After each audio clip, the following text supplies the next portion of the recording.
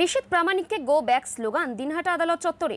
2018 সালের পঞ্চায়েত নির্বাচনের সময় দিনহাটার গীতালদহে একটি খুনের মামলায় হাজিরা দিতে গেলে তাকে তৃণমূল কর্মীরা গো ব্যাক স্লোগান দেয়, কালো পতাকা দেখায়। ঘটনায় উত্তেজনা আদালত চত্বরের বাইরে।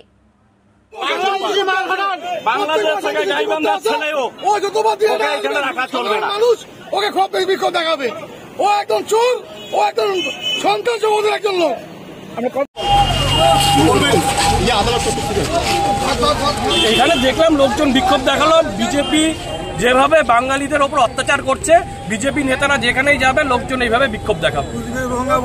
কোচবিহারের মানুষকে রোহিঙ্গা বলে অপমান করেছে, যার জন্য নিজে বাংলাদেশি, তাই জন্য যেখানে ও যাবে লোক সেখানে ওকে বিক্ষোভ দেখাবে।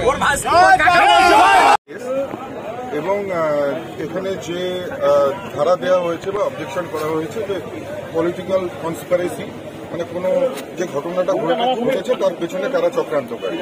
ভারতবর্ষে এই ধারায় এখন পর্যন্ত কেউ সাজা পায়নি এবং কারোর কোনো রকমের সাজা হয়নি।